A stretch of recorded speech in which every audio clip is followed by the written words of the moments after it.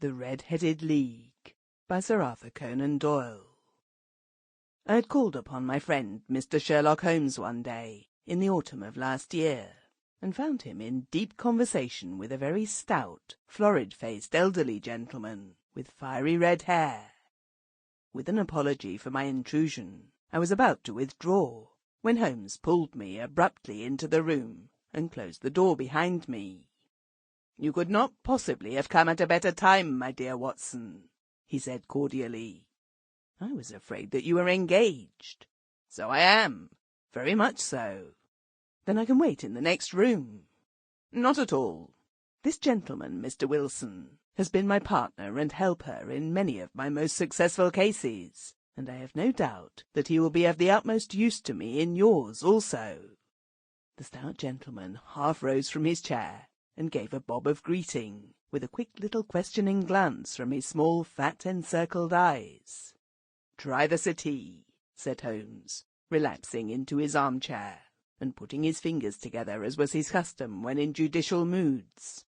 "I know, my dear Watson, that you share my love of all that is bizarre and outside the conventions and humdrum routine of everyday life. You have shown your relish for it by the enthusiasm which has prompted you to chronicle, and, if you will excuse my saying so, somewhat to embellish so many of my little adventures. Your cases have indeed been of the greatest interest to me," I observed.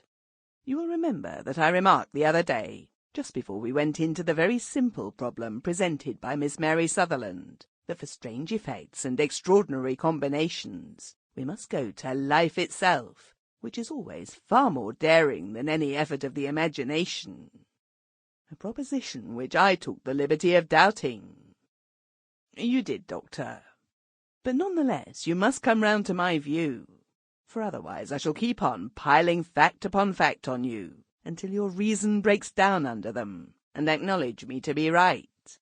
Now, Mr. Jabez Wilson here has been good enough to call upon me this morning, and to begin a narrative which promises to be one of the most singular which I have listened to for some time. You have heard me remark that the strangest and most unique things are very often connected, not with the larger, but with the smaller crimes, and occasionally, indeed, where there is room for doubt whether any positive crime has been committed. As far as I have heard, it is impossible for me to say whether the present case is an instance of crime or not, but the course of events is certainly amongst the most singular that I have ever listened to. Perhaps, Mr. Wilson, you would have the great kindness—" Sample complete. Ready to continue?